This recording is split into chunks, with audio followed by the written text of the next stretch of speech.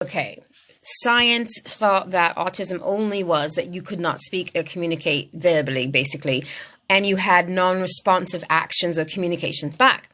So I want to help out some parents who might feel discouraged right now, because a lot of times when you get a diagnosis, or as an adult, you might have a late diagnosis. You sometimes hear from especially neurotypical professionals, and they really want to have it that there's 3 levels. There's 1, 2, and 3.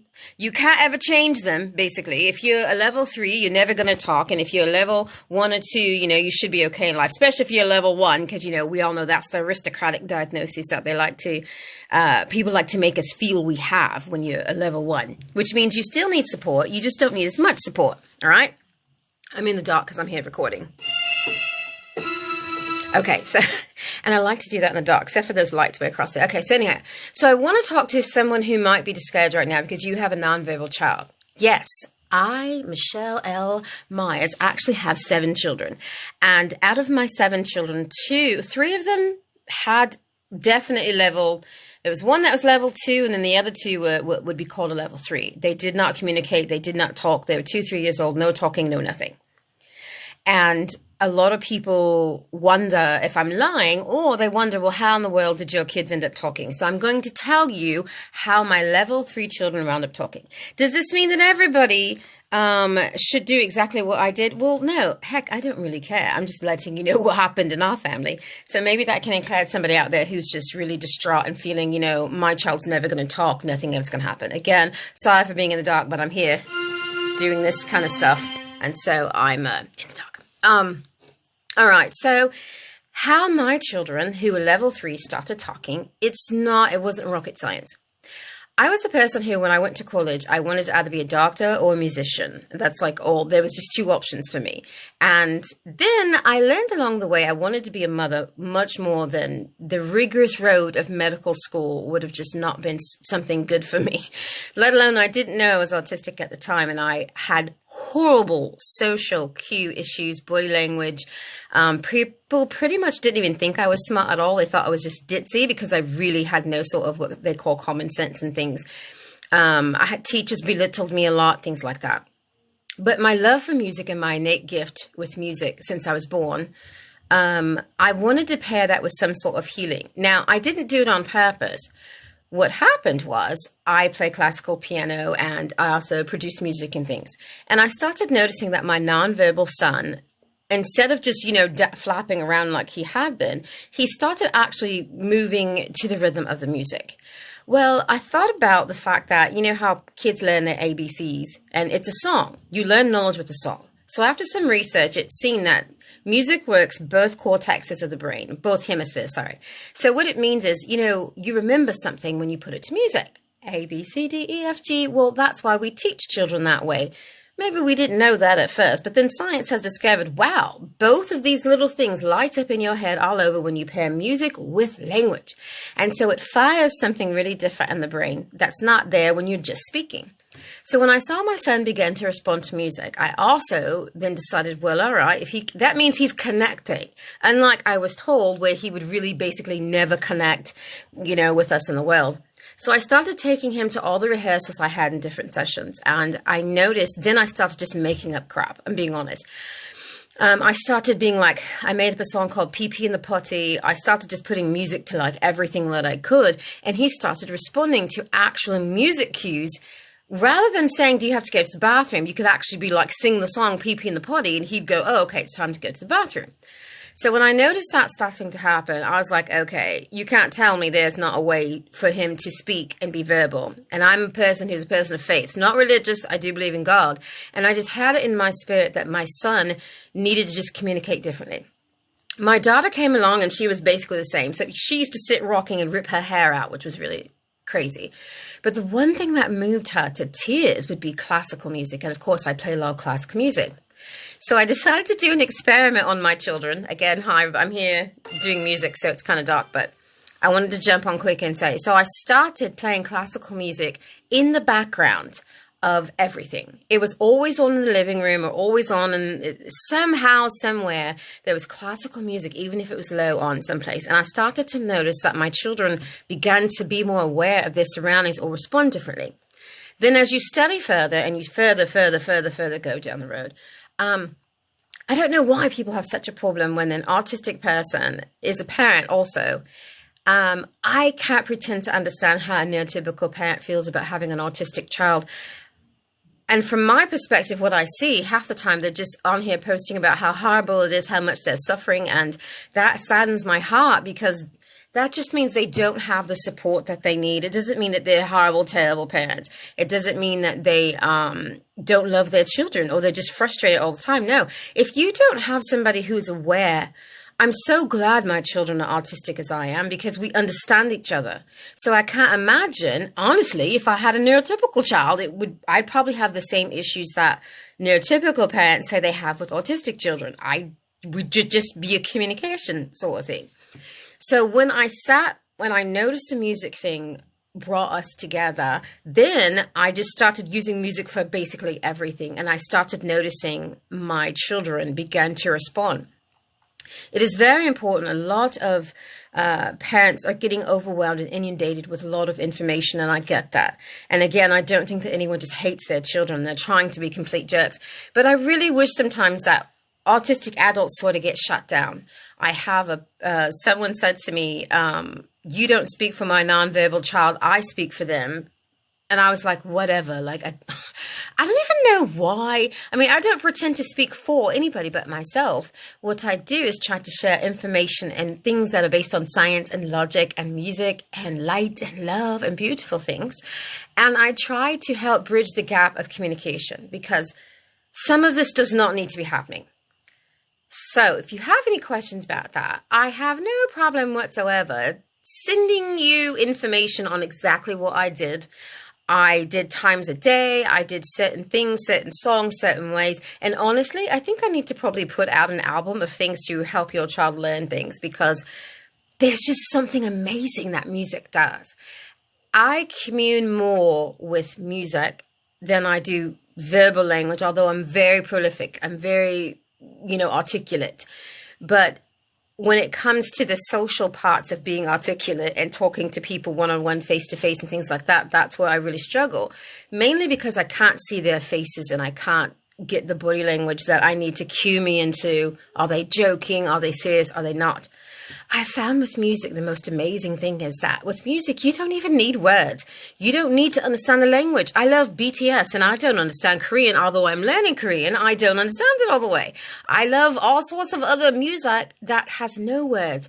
And why do we love them? Why do I love Beethoven and Chopin? And why as a child did I love the way that music makes me feel.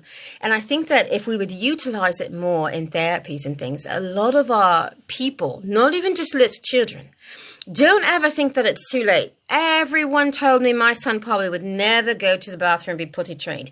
It took him till he was 7 or 8, but now he's 20-something years old and uses the bathroom fine and talks and speaks and graduated in a normal, average, typical class in school. Why? Because I decided to take a chance on what I felt inside of me. And yes, they did speech therapy. Yes, they did some occupational therapy. Yes, sometimes they were in special education. And then finally, I took my kids out of public school and I started schooling them at home through K-12 and then sometimes through just homeschooling. And what we found was they needed to learn differently. It's not that autistic children who are nonverbal rocking back and forth cannot learn. I hate to compare it to this, but you can teach things that are not sentient beings like us how to do things according to words. Animals can paint and talk and mimic. And so you have to always believe in your child, regardless of what someone says, regardless of all the cures they try to give you. Listen, what people are curing is not the autistic brain. They're not curing how I see the world, but because my body is genetically more permeable, when I get toxins and foods and dyes and immunizations and all those types of things, that is why you have more severe symptoms going on and communication issues. So yes, when you clean all that nasty stuff out of us, we actually respond more. But the key is stop trying to act like you changed this. You never changed my mindset and my perspective and how I see the world. And what about if people, I have this one hair being weird. What about if people started just accepting us for what we think and how we approach situations? Wouldn't the world be even grander? So I want to do more about spreading positivity. My children and I do entertainment and music and acting, dancing. They do all lots of things. But a lot of times people say, well, why do you say you're autistic? Is that so people will like feel sorry for you? Or, no. It's because autistic people need to understand something. Yes, we have unique challenges, but we also have such beauty and wonderful things inside of being in this brain and having this brain. So you don't always have to hear an autism diagnosis and all people see is that it must be a Caucasian boy about 2 years old. He stopped talking and the world is falling apart. Well, that's not it anymore. Women, females have autism. Girls are so overpassed with autism and told their emotional issues. I was given more bad news, I'd have to say, though, about my son. It was like a boy not being able to talk and communicate was so devastating. And it seemed people almost didn't mind that my daughter didn't speak as much and things. And that was really sexist. And I didn't get with that either. But I do want to tell you, yes, I have 7 children. I have two children that were level 3 and one that was level 2, and the rest of us are level 1. And the level 2 is now level 1, and the level 3s are now level 1. One might teeter over into 2 a little bit on occasion, but he was completely nonverbal. And his name's David. He's on here sometimes. So I just want to give hope to you parents out there. Start utilizing music. Music is what caused my son and daughter to speak. My son specifically, it was music. And one of the pieces that I recommend the most, it sounds crazy, but you need to get Rachmaninoff Symphony No. 2. Get Rachmaninoff Symphony No. 2, specifically Adagio. I don't know what it was about that, but it just really opens the mind and really does something. There's just a magical feeling with music. I can't speak for all autistic people, so I simply will speak for myself. And in a world where there's so many things that I do not understand, I can't even get a lot. Music is the one thing that ties me to the world around me. Music is the one thing that I don't have to know the language. I don't have to worry about how I'm acting. I can just dance. I can just sing. I can just live and be myself. And so music is just this beautiful way to bridge the autistic person with the neurotypical dominant world around them. So I hope that you will do that. The kids and I are going to try to do more lives and just kind of try to pull also neurotypical people into understanding how some of us think. Again, I can't talk for everybody, but I will tell you, even my children's therapists were really surprised when they started speaking, and it wasn't this huge diet, it wasn't some guru, it wasn't some pills, it was actually King. And I thank God I am autistic, because I think that's why I knew innately what to do. I knew what to do. And so I just want to share that with other people, because it makes me so sad to see so many people on here.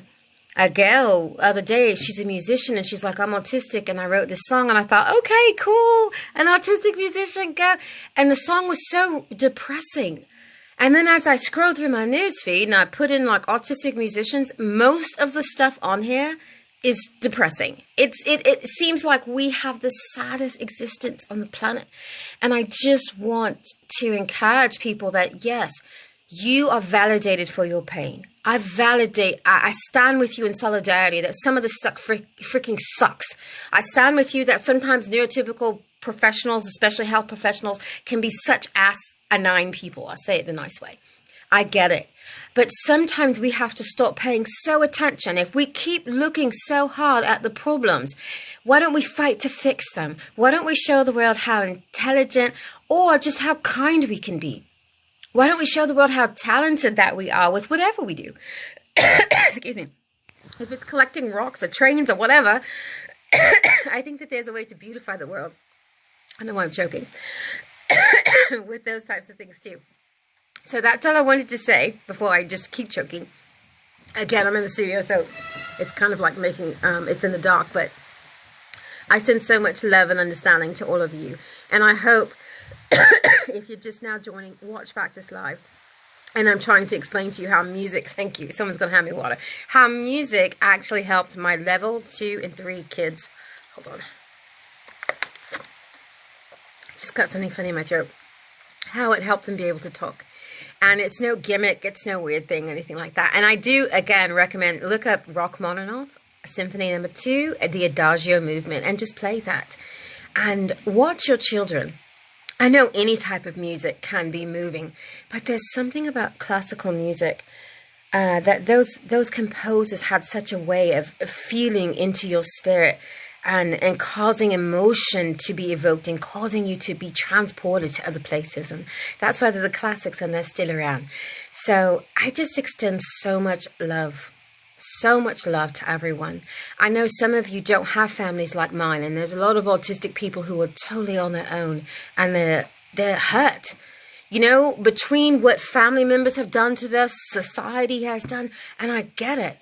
But I want to encourage you to find what is good about you. And if you don't know, ask the people that you talk to, because they're talking to you because there's something good about you. And even if that's somebody online, even if it's me, even if it's someone that you think you may not even really know, sometimes you need someone to tell you where the little magic is inside of you. And I don't mean witchy poo magic. I mean like Disney magic, when Disney wasn't acting completely crazy. But, I mean, just innocent, beautiful, beautiful, beautiful.